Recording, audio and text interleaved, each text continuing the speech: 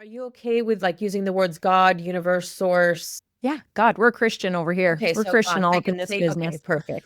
And what a perfect, you didn't even realize, but we were recording, and that, my listeners know, is A-okay here, because we are all about kids Wonderful. coming in the room. Sometimes the baby's on my lap. Sometimes we're just shooting from the hip here, because what's most important is this messaging gets Yes, through, right? Doesn't matter how it gets through. It's what's important is that it gets through.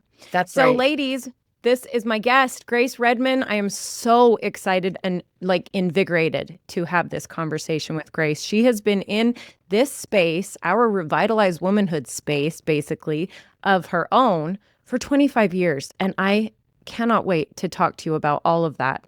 Please introduce yourself to my listeners. Thank you for having me, Gina. I'm really excited to share this conversation with you and your listeners, so I appreciate you.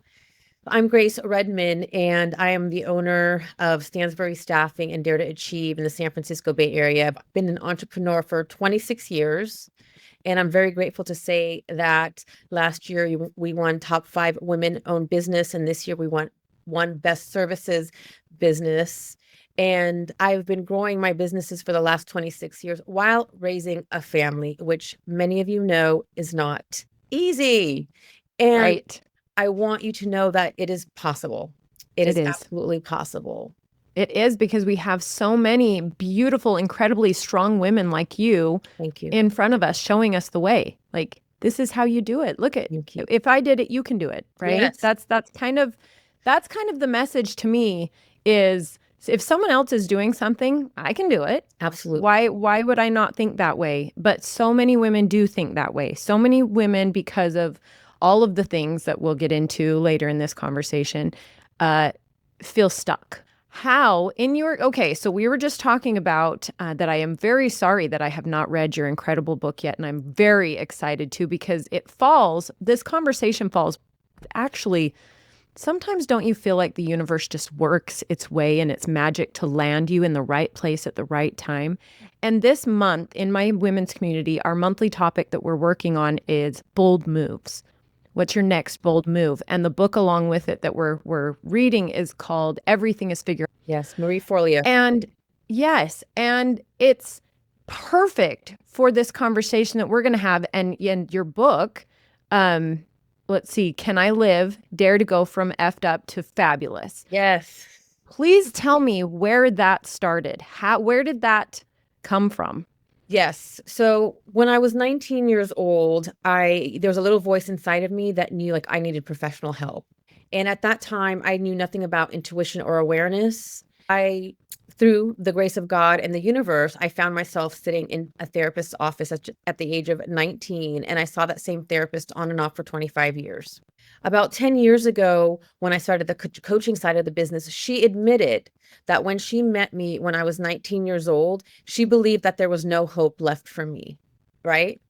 Can you even say that as a Well, therapist? I'm so grateful she did. And she said, please don't be offended. And I was like, I'm not offended at all. Like, this speaks to the resilience of the human spirit and what's possible. Wow. And she said, I apologize. I was a young intern and, I had just started and I didn't feel, and so I said, no explanation needed. Thank you.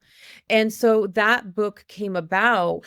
Like, I thought about, okay, what were the principles, the strategies, the steps that I took to go from what she believed was effed up to where I am today, which, let's own it, fabulous. Yes. And can I live? It's like, again, can we live? Because I believe that most of us just survive, and we don't Yeah. want to just survive. We want to thrive and live lives that are fun and exciting. And I'm grateful that I've had a taste of that and that I live that way, because once you experience that, you want everyone to experience that, because then you want fun people to hang out with. Yeah. Yes. So that just brings me to, okay, so full disclosure, complete honesty.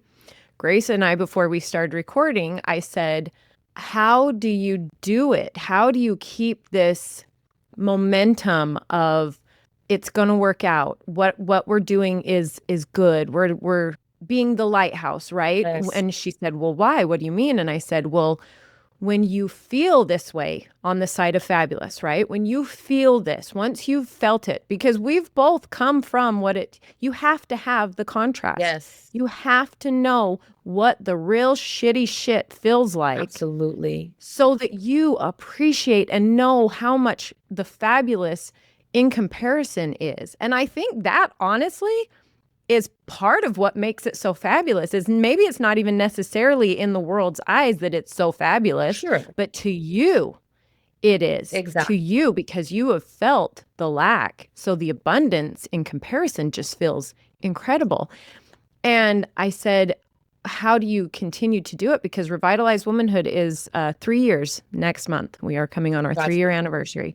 That's And I do feel like I have these little battles with myself internally over it gets, I'm not going to say frustrating. I don't necessarily know what the word is because it comes from compassion and love when I'm speaking as this is possible. This is possible. It is. And you are met with excuses and not people who are unable to see themselves on the other side of the things that they're in, the struggles that they're in, right? And you're just sitting here like, come to the other side. Yeah. You can do it, you know? Yes. So how have you been able to do it? So there's two parts there. I feel what you're saying because I have so many people in my life that I see, their potential. Like I know what's on the other side, and for whatever reason, they're not open. And I've learned that it's not mine to control. It's true. And so, meeting them where they're at and understanding that, God has a vision for them and that's on them. And that's not an easy thing. I struggle with that often because there's people that I love and I'm like, hey, if you just do this, it's not happening. Yeah. And so again, it's part of it is me surrendering control. And the only thing that I can control is myself. And by being the example, that's how I inspire. And at their pace and in divine time, they will take their steps. So I feel you 100%. I have this conversation all of the time. Right. And, what I do, listen, there was a reason that therapist believed that there was no hope for me at the age of 19.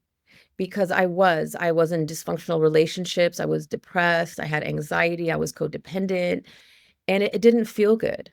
And I carried a lot of that into my 20s and even into my 30s because it takes time and you don't know what you don't know until you know it.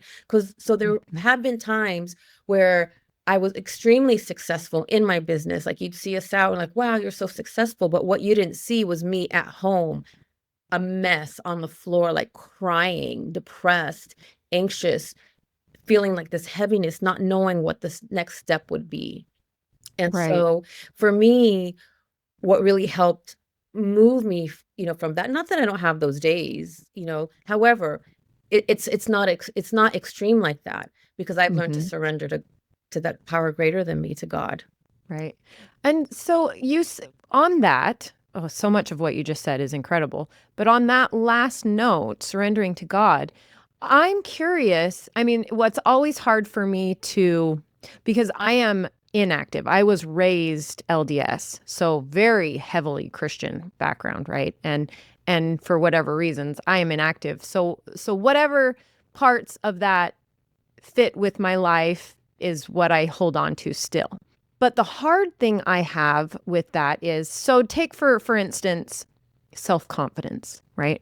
How can women see themselves as such not the worth that they actually are when they were created? And these are Christian women who believe that God created them exactly how they were meant to be created, in the beautiful way that they are. And they were given these gifts to share these gifts that they don't think they have, right? And I have such a hard time with, then how true are you to your faith if you are not embracing that? Because I can say, because I come from a, tug of war of inactivity. But when I see people so strong in their faith that have these issues like self-esteem, self-worth issues, and I think, or that I don't have anything to offer the world or whatever, And I think, how can you say that when you believe so wholeheartedly that you are here for a purpose? And that purpose is already in you. So beautiful.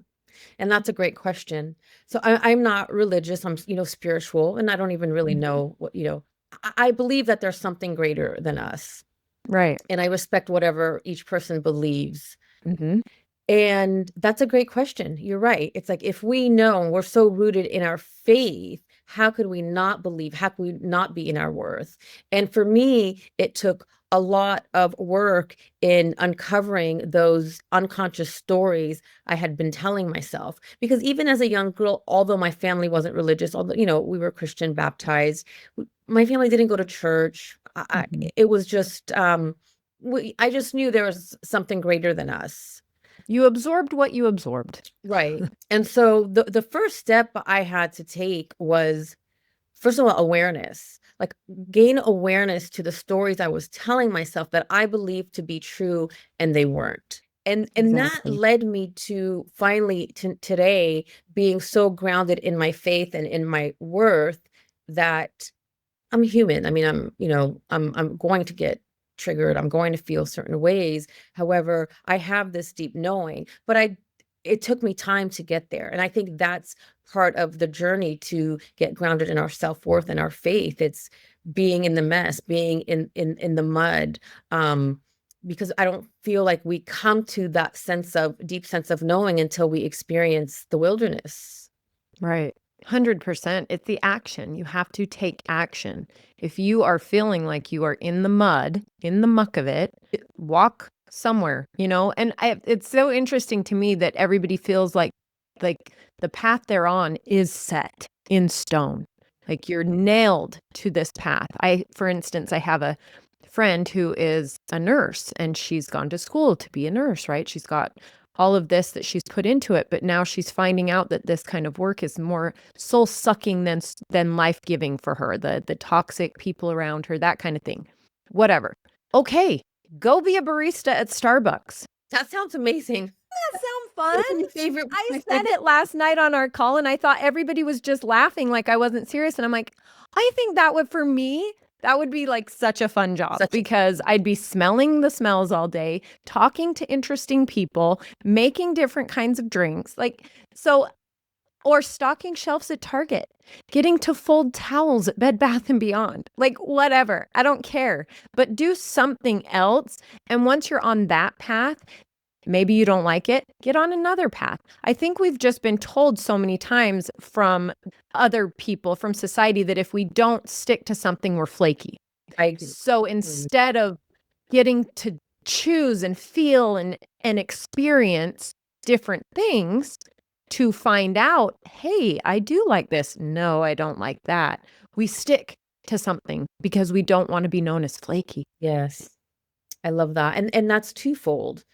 Yes, we get to explore different experiences, different positions to see what works for us and what doesn't. I feel fairly quickly when we're exploring, we can like, okay, this doesn't work for me. And then you can go to the next piece. I feel like sometimes the flaking, or I don't want to use the word flakiness, the impatience come when you're not seeing the results. So when you find that piece or that, thing that you love, definitely stay committed and consistent to see the results. However, if in your soul you're like, okay, this is not for me, by all means, like, explore something else.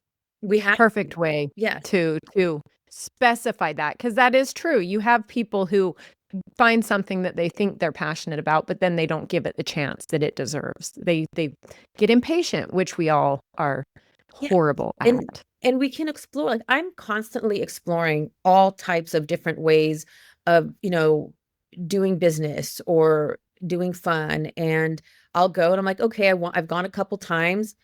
This isn't working for me and it doesn't feel in alignment. Okay. I go to the next, exploration.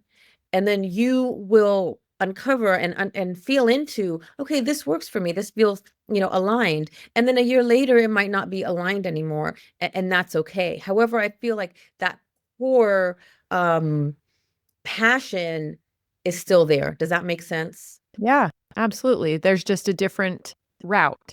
It Yes. may not be the one that you think. Yes. I always tease the women in my community about tell God your plans, right? That's a saying for a reason.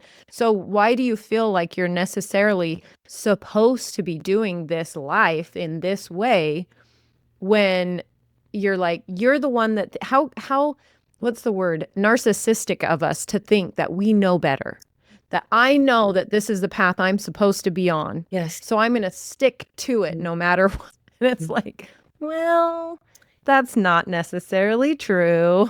You're right. And being open to the detours, and so for myself, like I know how I want to feel on this path. I know that I want to create impact. I know that it's for my family, and I'm open to the how and the outcome. So yes, I do. I love, being an entrepreneur. I love speaking. I love coaching. I love my podcast. So those are things I enjoy. And I know the skills are like connecting, creating impact. However, I'm not stuck to, I need to coach, I need to speak, I need to podcast, because God might have another vision for me. And so I'm open to that. I just know how I want to feel and what type of impact I want to create. Then it guides you. Yes. It's why we identify our values first, because it will guide us. It will guide you in having good boundaries. If someone says something to you, if you have good boundaries and someone does something or says something to you and it makes you know how to listen to those, like, what are they used to be called? Uh-oh alarms, right? Uh-oh alarms going off. I like that. But when you know what to listen for and you are like, okay, this is no, that's setting off my alarms, then you can move in the different direction. Yes. Versus the conditioning of we have to stay put because it would look rude if we moved, or it would be considered not ladylike. And if we not moved, like, what is that? Like, not moved from? Like if we didn't move away from the thing that made us feel awful, right? If we don't leave the thing that's making us uncomfortable, whether it be people, whether it be circumstances, whether it be a job, whether it be, Yeah, okay. who are you doing the favor of staying stuck for? I hear you. The people pleasing. Yes. And I hear you. I mean, I've been in that position where I have left people and situations in my life very much past the expiration date. And it's not fun. And I've used those experiences to look at myself and say, okay, what is it within me that I need to heal? Number one, I attracted this into my, life, and that's not a bad thing, No, we're different people at different times. Exactly. And also, I make an effort to energetically shift the relationship, and naturally it unfolds the way it's meant to. And, obviously there's times where you have definitely, as a entrepreneur, as a woman, that we need to set our boundaries and speak out and use our voice. Say, this is not working for me. I'm sorry. This door needs to be closed. Oftentimes if I feel like a door needs to be closed, or someone, is not it's not, the relationship's not working for me, it's also not working for them either. Right. I love, and I know this is not a me thing, this is everywhere, and I think you actually talk about it a lot too, is what can I learn from this? Absolutely. Because it does hurt. It is not fun. It's not fun to be the person that recognizes that a door has to close, whether it be a job you trained for 10 years, whether it be, right, a door has to close. And that's almost like a living grief goes into that. Absolutely. Absolutely. I've experienced tremendous grief in closing, some doors that meant, a lot to me. Right. And those experiences have helped really cultivate what I call high performance resilience. They've helped me cultivate my, my self-worth. They help me cultivate my sense of self. They've helped me, use my voice even, better in personal and professional situations. And so that I really use those experiences, because if I'm that, if those alarms go off that bad and I'm feeling it that deeply in my body, and that it's that much grief, that means there's something deeper there, and I need to look within myself and start unraveling that. That's a me problem. There is a me problem inside of this. The thing under the thing under the thing, we call it. Yes. There is a thing under the thing under the thing that needs to be dug out and brought free. So your book it's like a memoir. It's your memoir, but it's also lessons Tell me more about it. I'm honestly, I feel like I love reading the books Thanks. before I get into this. No, And I please, think no worries. you just came into my world. I didn't expect you. And here I was doing the research too late, and you're blowing my mind. And so Thank you. just a part two may have to happen. So, I will send it to you, but here it is. This was Gorgeous cover. thank you. And it was a really, it took some time to write the book. And it was a fun experience because literally 2 months before the book launch, I was diagnosed with cancerous growths on my thyroid, and I had to have a full thyroidectomy. And my publisher was like, okay, we could put this off. And I said, absolutely not. I picked the launch date of 11/11/22 last year. I want that launch date and I will do whatever I need to do. And so we did it and we got it out. And then I had to take time to heal. Yeah. So I wasn't, and I'm very grateful that it did much better than I expected and anticipated, especially because I had to take the time to heal after that. And I wasn't able to really market the book. Right. So it is all of the experience, it's all of the tools and strategies that I used to get to where I am today to also be able to navigate a full thyroidectomy and not lose myself in all of that. And it's about surrendering and acceptance and allowing and being present. And also for women, taking financial ownership or taking ownership of your financial situation. So yeah, I mean, and you don't have to read it from the beginning. Like you can start in the middle. I have some people who've reached out to me and say, each morning I just pick a page and that page helps. Oh, I love that. Mm-hmm. I love that. So you did all this, the many pivots. I just think about the many pivots. It's all figure outable, right? It's Yes. all, I mean, you came from being this 19-year-old telling this therapist who told you pretty much, wow, you even shocked me, into this successful, wonderful, beautiful, incredibly empowered woman that you are, and mother. Let's talk about that. When did the kids come into this story in your timeline of your life and where you were at? So I owned one of the top staffing firms for the last 26 years. 10 years ago, I started the coaching side of the business. I started in staffing in November of 1999. I literally got pregnant with my first son a couple months later. So, Yes, perfectly planned. Well done. wow, oh my goodness. My goodness. And so the way, I started in the business in 1999. I delivered my son November 1999. I delivered my first son in September of 2000. And in my goodness, Gina, you're like, woo. And in, I believe, February of in May of 2001, my mother was diagnosed with stage 4 cancer.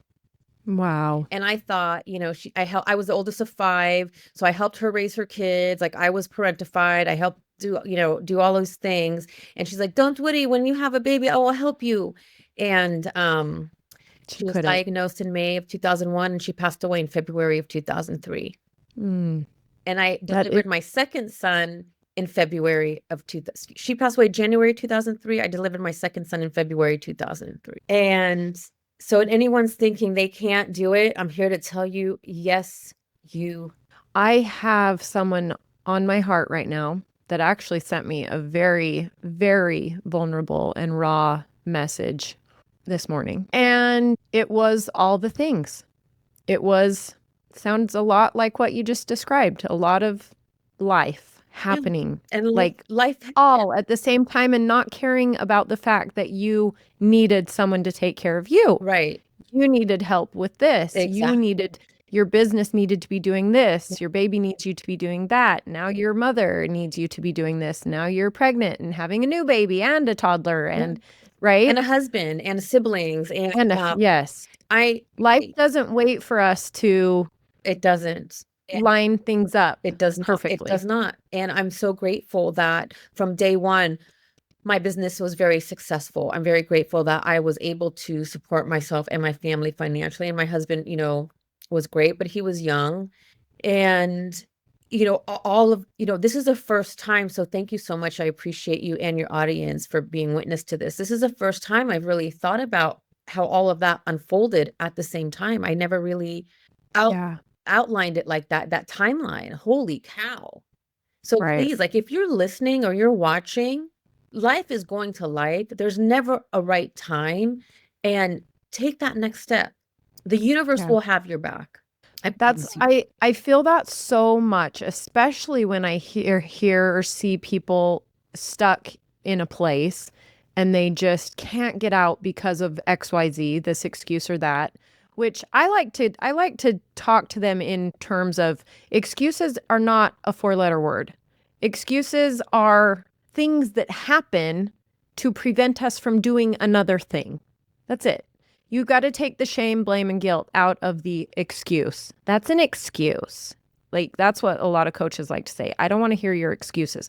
Well, whether you believe it to be valid or not, it is a thing that prevented me from doing another thing. Absolutely. And listen, life is going to life, and we have to honor how we feel. We have to also honor the shame, the guilt, the anger, the rage, because under there is a, unhealed little boy or little girl. Right. So we do need to, I really do believe that, I mean, we don't have to constantly dive so deep. However, I do believe like, let's get an understanding of what are the stories you're telling yourself? Where did those come from? Because once you gain awareness to those as an adult, you can begin changing those narratives. Because Right. what I was blown away, I didn't realize that 95% of the way we live our life is based on the unconscious beliefs we tell ourselves. And that's our Yeah. belief system. And our belief system is, created from the time we're born till the time we're 7, or some scientists say 11. What do we know in those formative years? And then we live the rest of our lives based on those stories we told ourselves as young children, like who probably we don't have awareness. Yeah. Yeah. I like to talk about beliefs as especially this is why I love community coaching and groups and being part of any community, honestly, truly, especially if it's a place where you feel safe Yes. and feel like you can be seen for Yes. what you're actually going through. That's huge. Because then when someone comes at you with a constructive criticism, we know it's from love. But it's also from eyes of different from your belief, because your belief is 1 + 1 = 57. Right. That's your belief. Right. But I don't see it that way. I know 1 + 1 is 2. Correct. So if you share with me that 1 + 1 is 57, I can now reflect on you why that's wrong. Curiosity. Yes, yes, yes. Like, be open to understanding that, this is something that's held me back and I don't want it to anymore. But you don't realize that until someone can maybe mirror it to you and say, hey, I don't see it that way. Maybe see it how I see it and see how that works out for you for a minute. Beautiful. Yes. But I love that. Yeah. Curiosity, being open, Yes. being willing to be scared, be scared, be scared, but look at it as an adventure rather than something that's going to cripple you with anxiety and stop you. Absolutely. Right. Absolutely. There's a, interesting, I love to do Bikram yoga. I love to meditate. And I have a friend who believes, yoga and meditation is connecting to the devil. Oh, And we agree to disagree. However, in me making an effort to understand it, I've stepped back and gotten curious. They're very, rooted in their religion and in their faith, and that's in their faith. And so I don't push it because I said, you know what? That's her belief. Although it may not be mine, that's hers, and I respect it. I no longer judge it. I no longer push against it because I understand that that is what is true to her. exactly. And it's not hurting me, not hurting anyone else. So I respect it. And if she's willing to be open and curious at some point, great. And if not, it's not hurting me. Well, and that's a little bit of a lesson that we all need to remember right now is it's okay to be curious. It's okay but it's always right to allow someone else to have their beliefs. But you can share your beliefs. You can share what you be curious about why they think one thing is the other. But yeah, you nailed it right there, is appreciating that they have this belief, and if they're hanging on to it, it's for a reason, and trusting them to know that that's for them. That's for them. It's not for me, it's for them. Ex- But we all need a bit of a lesson in that right now in this country. Is Yeah. I don't necessarily see things the way you see it, and you don't see things the way I see it. But can we just appreciate that we're both human beings living this planet trying to do the best we can? Right? I mean, if we want to go there, it's like we really need to come back to humanity. Mm-hmm. And it's okay Yeah. if you have a different perspective, of me. Number one, children don't, should not be starved. Children should not be harmed. We shouldn't, I don't want to get political, but there's like, it's beyond me, like, what happened over the weekend, and, those people losing their lives just for, being in politics. Like there's something wrong here. Yeah. There's something wrong. We need to get back to humanity. And I feel like there's chaos. Well, there's always going to be chaos, but I think it's Yeah. the chaos that helps us come back to ourselves, to helps us come back to faith and be Christ-like, because what Christ was kind, and but he wasn't a doormat, right? He set his Right. boundaries. So that's why we're here, right? To the message, Yeah. regardless of, it's not about faith. It's whoever, if you believe in, in God and Moses, Jesus, Buddha, whatever it is, at the end of the day is about humanity and being kind to one another. Right. That's why we're all here. I mean, that's why you're doing the work that you do. Yeah. That's why I do the work that I do. Like, let's get to the bottom of this. Let's love ourselves, because when we love ourselves, that radiates into the world. We want to make this a better world for our Yeah. children. Absolutely. Be the light. Be the light. What kind of light are you going to be today? Yes, be the light. Because what happens when you walk into a dark room and you turn the light on? You see everything clearly. Yeah, and there's the light. Right. Yeah. That's what I like to say with my women, because I think it's so interesting. Human nature is to isolate when things go wrong, right? When we feel embarrassed or ashamed or saddened, or we feel like whether it's shame or guilt, we isolate, or whether it's I don't want to burden someone else with my problems, we isolate. Totally. I mean, women especially You're right. isolate. It is so interesting to me. And I like to say, imagine if you could get past that enough to share a little bit of what you're going through with someone else. Yes. And imagine that one share is a little teensy tiny beam of light coming into that dark, dark, dark place. You're in your darkest black hole, right? And then you share it with one more person and you get one more beam of light. And then you share it with one more person, and you get one more beam of light. And all of a sudden, you are weightless and bathed in beautiful light. Yes. And that to me is community. That to me is being able to share what we each have going on, to the point that we're carrying each other, Yes. right? We all rise together. We're carrying each Absolutely. other. Absolutely. And, someone very close to me has recently been in recovery, and, I'm learning about the 12 steps, and Yeah. what an incredible, concept. Yeah. And Have you read about how the 12 steps were created? yes, Yeah. yeah, Dr. It's Bob. in one of those books. It's in one of those It's really business fascinating. books. Yeah, and Carl, that I've read. right? So, It was one of the business. It's fascinating. one of the millions of books I've read. It's there Right. somewhere. Oh my God, I've read so many books. And when the person comes to share with me, about the book, I'm like, oh my gosh, that sounds like all of the books I've read.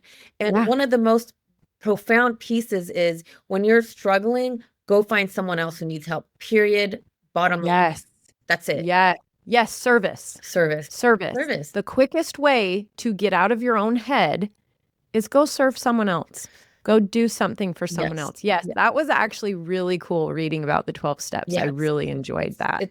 It's fascinating, and I'm so grateful, for the 12 steps, and I'm still learning about it, and just witnessing, loved ones going through the steps or going through recovery.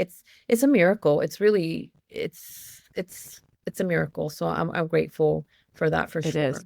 And I love that they have a community to share it with. Those Absolutely. beams of light bathing them, you know? Exactly. And you call it, community, they call it fellowship. So in Mhm. all of these different, I'm sure we've read a lot of the same books. And we started this piece of the conversation. We're saying like when we feel shame or guilt, we isolate. And Mhm. what we need to do is go to community, go to fellowship to feel better. And I agree. And that's why you created your community, your amazing community. And Yeah. congratulations on, it's been 3 years, Thank you. because it's important for us to know that we're not alone. Yeah. Yep. I hope the messaging is, and that's why I do it, and I'm sure you do it the same because it fills us. Yes, It's in hopes that this message, this episode is very interesting because it is going to be perfect for the person that's on my heart right now. wonderful. It is perfectly timed for that. I'm telling you, the universe works in Yes, these it really wonderful does. ways. When you say women going from, or any of us going from effed up to fabulous, what is that first step? I believe the first step for me was just gaining awareness that I was in dysfunctional behavior and I didn't even realize it. Like I thought I was just being nice, but it was people pleasing. It Yeah. was enabling. It was being codependent. I wasn't aware that I was in unhealthy behavior because I thought that was just normal. You do everything for everyone, you put yourself last. And in reality, I know this is used all the time, but I love this analogy. Like we need to put the oxygen mask on ourselves first. And that's not selfish, because how Hmm. are we supposed to take care of others if we don't take care of ourselves? The Yeah. other thing I learned was a lot of what I was doing was to get outside validation. Like if I did all this for, this person, then maybe they would like me. Then maybe they would, help me out. And I've learned that that's not service. That's Yeah. ego. And so now I don't really have to do this much anymore. Okay. So early on, when I wanted to do something, I asked, okay, Grace, what do you want from this? If I felt like I wanted something and I was doing it because I had an intention to get something back, I didn't do it. Yeah.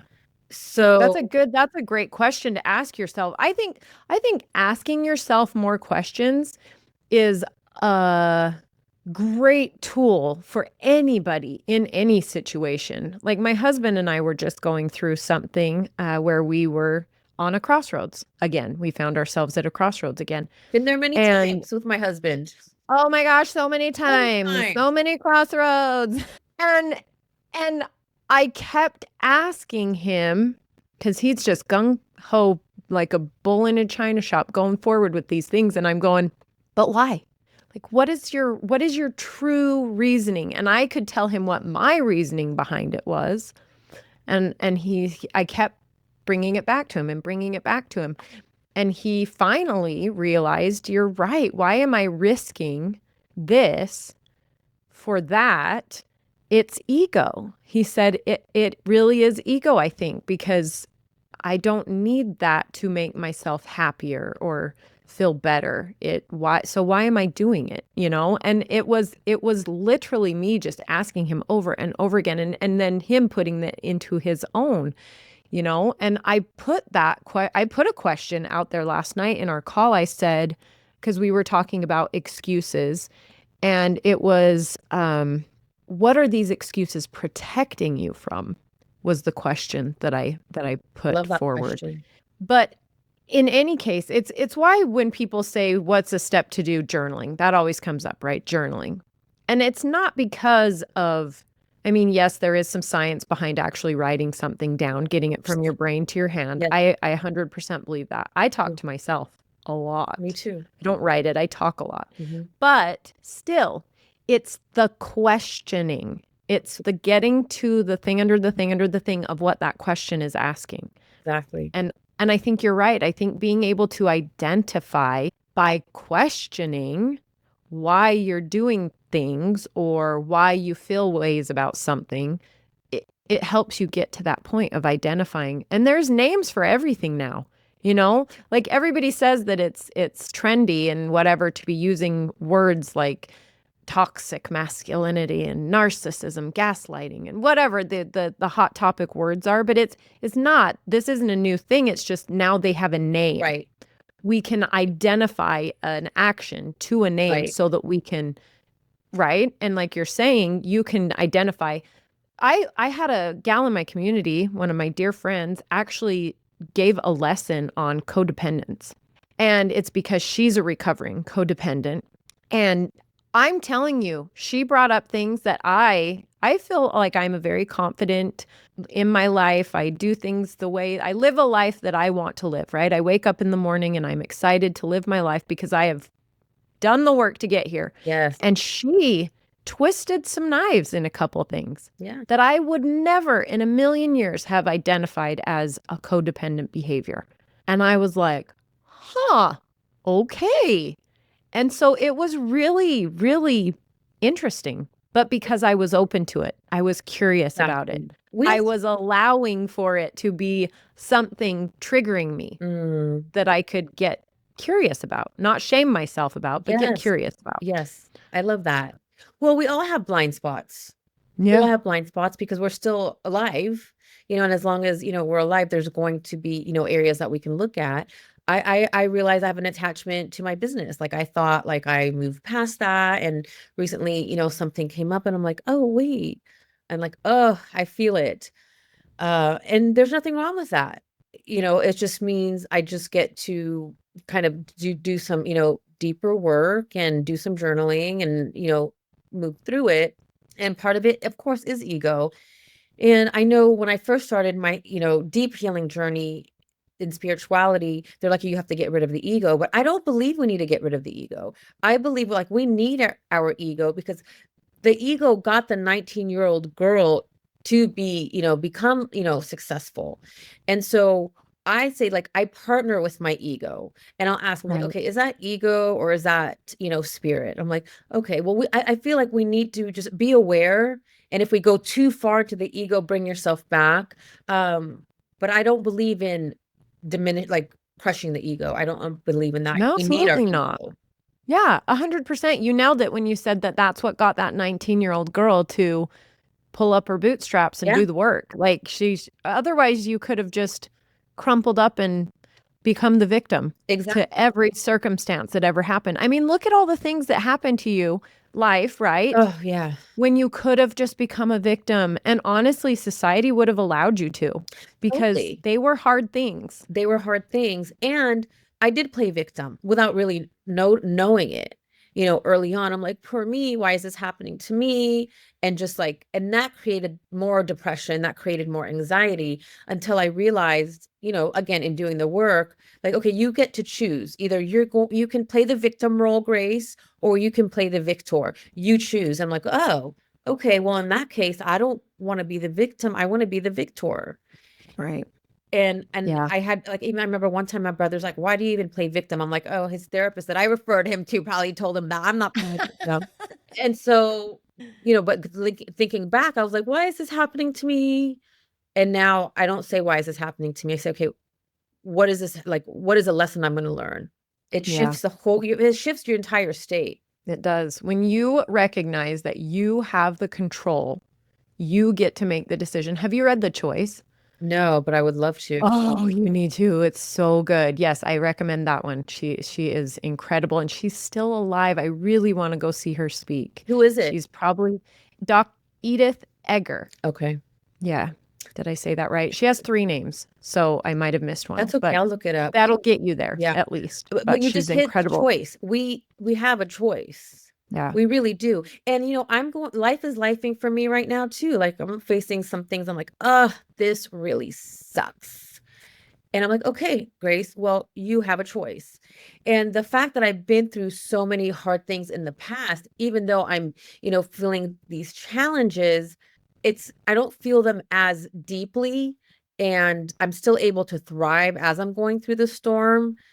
Because that's a choice I'm making. And I'm also known like, okay, like there's opportunities in this challenge. And while other people are, feeling sorry for themselves, we can use this as leverage. Right. Right. I want to know when you are in survival mode when a woman is in survival mode and can't see the way out. What is the thing that will kickstart that to fabulous? Yes. That Yeah. Because like you and I are talking about ego, you have to have that. You have to have that little bit of fire in you. Do. Otherwise, you'll crumple. I mean, it will just go get put out. So, Right. what was the first step for you? Well, when we are in a fight or flight response, when we are in survival mode, that's all we can do is survive. Yeah. And so I would recommend the first step would be finding a way to move yourself from that fight or flight into more of a relaxed state, into your parasympathetic response. And I'm working with someone now who's, 40 days in, just brand new. And, they're like, I can't do anything. I said, you're not meant to do anything. The first thing you get to do is regulate your nervous system. That's it. Yes. Get in your body, regulate your nervous system. If you have to like touch yourself, hug yourself, breathe, meditate, like don't do anything else, because when we're in that heightened state of survival, we're not resourceful. Right. And so getting, to a place where you can manage your state, regulate your nervous system, and even if that takes a week, 10 days, 40 days, you'll get there. Like this person I've been working with them, they're at day 40 and now feeling better. The nervous system is more regulated. Okay, now what's the next step? Because they've learned how to breathe, to take their walks. So really, I think the most important thing is when you're in that survival mode is start learning how to, because there's tools and strategies to help you regulate your nervous system. That's number one. 100%. I totally agree with you. It's when we slow down, which is so counterintuitive to what we've been taught. When we slow down, the goodness happens, the goodness comes. And it is so opposite of what we've been taught. It is. And I've been I've been experimenting the last several years because, I come from the hustle and grind culture. Right. And I like taking massive action, and and it's, I've had to unravel that, because also I've experimented where, okay, like I'm just going to play all year, and I'll just take Yeah. care of the basics of business. And that was super fun. However, it was fine. Like the business kept going, but it didn't grow. Right.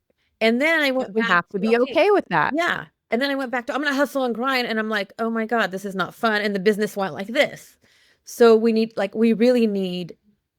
both. Like we need to take the action and put the effort, and we need to pause and play and have fun. Like I think fun is underrated. Like we need to have fun, Oh, yeah. and we Mhm. need to own our bodies and own our Mhm. femininity and own our sensuality and own the masculine part of us that does the Yeah. push.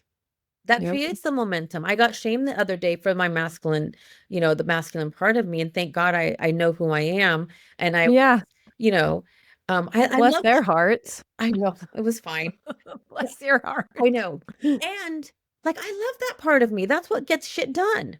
And I know Amen. that I also need to pause and play. Mhm. This is beautiful. I love it. I love it all. I love this whole conversation. I Thank am you. so excited to invite you back. I'm just Thank I'm you. just letting you know. Thank I'm really excited to invite you back. I'm actually in a season, and it's kind of been going like this a little bit, like of climbing. So because I'm kind of always in a season of traveling. We travel full It's time. amazing. So and we've always done it with our kids. We come home basically to have another baby each time, whatever. So it's Do been you kind of travel like for this. work? Are you traveling for service? No, just for fun. Yeah, we lost everything in the recession. We were living large, and my husband's in the construction industry in Yeah. St. George, Utah, which is just a huge building, So when you say recession, industry. do you mean 2009, 2008? Yeah.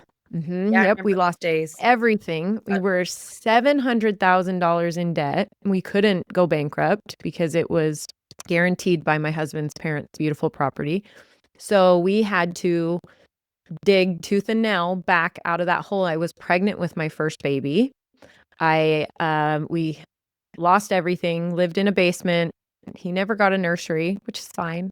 But for your first baby, it's very sad, right? Like, oh, this life that you thought you were going to live. But honestly, I, like you said, you've never reflected on the timeline of things. I actually had someone reflect back on me in one of these conversations if I was depressed when that was happening. I never really thought about it because I was at that time, I was the one having to work because my husband couldn't, there was no industry. I had just had a baby, so I had to take care of a baby. I was trying to take care of my husband because I saw his depression through it all, but he wasn't recognizing it, right? So I was just like, I was taking care of everybody else. And so I never really reflected. I was doing all the Yeah, things. I've been there. And someone said, were you sad? Were you sad? And I thought, I've never thought about that. But no, I wasn't. I really wasn't. I wasn't sad at all. I was happy. I was happy to be working at a very interesting job. I was happy to be a new mom. I was happy to be just us in this tiny little, basement living together. It was happy, but it was reflected on me. I had never sat and thought about it. But anyway, so we decided to make choices for ourselves now instead of just like living life like we were supposed to do and all the things, making choices according to what we were supposed to do. We sat down and said, what do we want to do? And it took us 6 years to be able to. And then in 2017, left the country with one-way tickets. And for the last 8+ years, we've traveled to over 71 countries. So yeah, with our kids. And we just, I love that. We'll have to have another conversation offline. 'Cause yeah, I love traveling. In the last 10 years, we've been very blessed to travel. And this is the first year that I'm like, okay, I'm going to be focused. Not that I wasn't focused, but I wanted to kind of stay rooted. right. So I'd love to have a conversation with you Yeah, offline, because that's what I feel like life's about, is going and exploring and, different cultures. And I'm sure when you go to different places, you create impact there. And that's fun. yeah. I love it. That's the fun, Gina, right It's there. fun, and it's honestly, it's given me such a different perspective on life than a lot of people get the opportunity to have, even in ways, like I said, fear is just an adventure.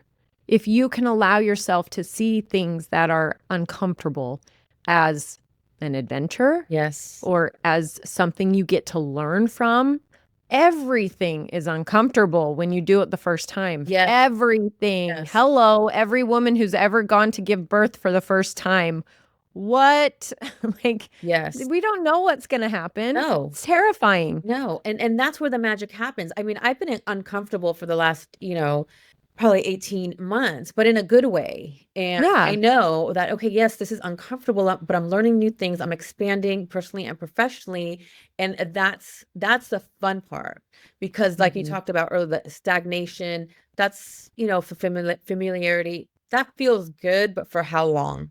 It feels like you become I think that when people come and talk to me about things that are going wrong in their life or things that are hard that they just can't seem to get their head above water, and you can almost always pinpoint it in stagnant. You are not shaking it up enough. You are not getting uncomfortable. You are not expanding. So you are stuck. Yeah. And decisions, like we need to really be, honest with ourselves. And what are the decisions I'm making each day? What are the actions I'm taking? Look, we create the life we live, regardless if we believe in woo-woo or not, based on the actions that we take each day. And those actions in our mental, spiritual, physical, financial relationships, that's what creates our life. And Right. the actions we take, the decisions we make compound either to get better or to get not so good. Yeah. Do you want to be 6 months down the line of going for a walk every day? And you've gone for a walk every day, and now look where you're at. Your body is fit and healthy, and your spirit is happy and joyous. You've rooted in the or grounded in the nature and had sunshine, whatever. Or do you want 6 months of excuses of why you didn't start 6 months ago? Exactly. And I'm going to be transparent. Like, I am addicted to the results. Yeah. Addicted to the results. Well, we said at the beginning, it's going to come full circle. We're addicted to feeling the fabulous. Yes. And I'm going to reiterate, it is not by anybody else's definitions of what the fabulous is. yeah. The fabulous is fabulous to me because right. I have defined it that way. That's right. And I get to, I asked the question, I walked my ladies through a visualization last night in our call and said, what if you got to wake up every day excited to be you? That's right. Excited about the things that you were going to do that day, excited about the people you got to talk to and see. What would that look like? And one of my women said, a fantasy. Oh, there you go. The mindset that, Yeah. mindset is, And I was like, it's not a fantasy because I am proof. Mhm. I am living it.